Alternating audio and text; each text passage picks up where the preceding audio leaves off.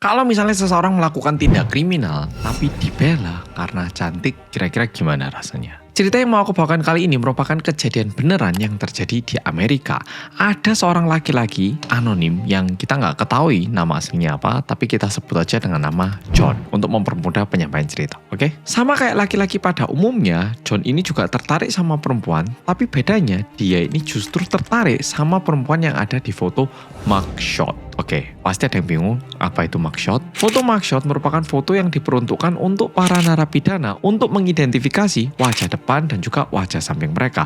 Dan ini tentunya disimpan di arsip hukum negara. Aku nggak yakin di Indonesia juga sama atau gimana. Tapi kalau di Amerika, foto mugshot orang-orang itu memang bisa diakses di arsip nasional catatan kriminal kepolisian Amerika. Hal ini dilakukan sebagai tindakan preventif biar bisa mengenali kalau misal tersangka ini kabur dari penjara atau setelah bebas dia itu melakukan hal-hal yang buruk. Jadi paling enggak ini loh orang yang pernah melakukan kejahatan, informasinya itu dibuka kepada publik biar publik juga bisa berhati-hati. Sayangnya Korea nggak kayak gini.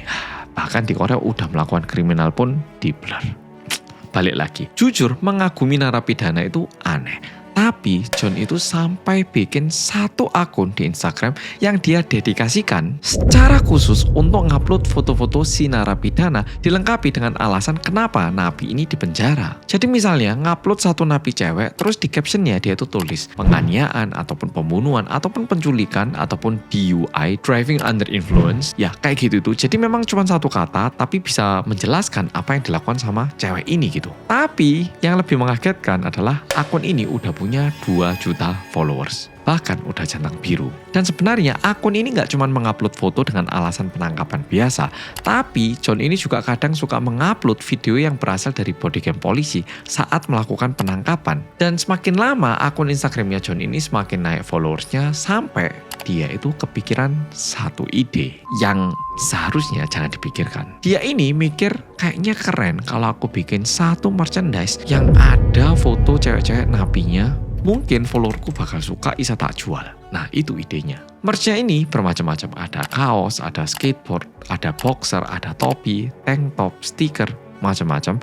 By the way desainnya itu nggak cuman muka si cewek itu aja, tapi juga ada desain merch bertuliskan I love Valence. Nah, bisa dibilang John itu ya kesannya punya fetish sama perempuan-perempuan yang melakukan kejahatan besar.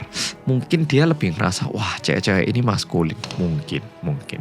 Nah, akun IG John ini jelas menarik banyak perhatian dari orang-orang dan banyak juga orang-orang yang ngerasa apa yang dilakukan John itu seharusnya bisa dilaporkan ke kepolisian. Karena John ini bisa dibilang dia ini memanfaatkan algoritma dan juga meromantisasi kriminalitas. Dan jujur John ini juga nggak jarang memuji para tersangka, terlebih tersangka yang menurut dia cantik banget.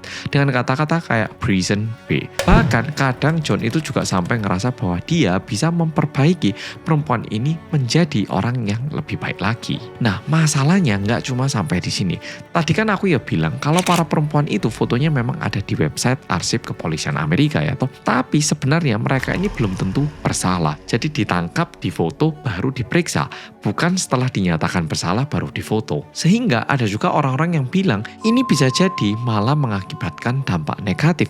Kalau misalnya nantinya orangnya ini dinyatakan tidak bersalah, tapi kan image-nya dan juga nama baiknya udah pasti tercoreng ya toh. Pokoknya akunnya John ini benar-benar jadi kontroversial banget seiring jumlah followersnya ini terus-menerus bertambah. Dan anehnya lumayan banyak yang beli merchandise-nya. Kalau pol-pol mau lihat, cekan sendiri akun IG-nya. Nama akunnya MUGSHAWTYS.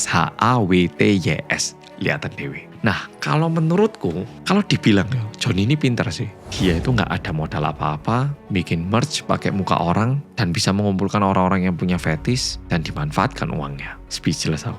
Kalau menurut Polo-Polo gimana?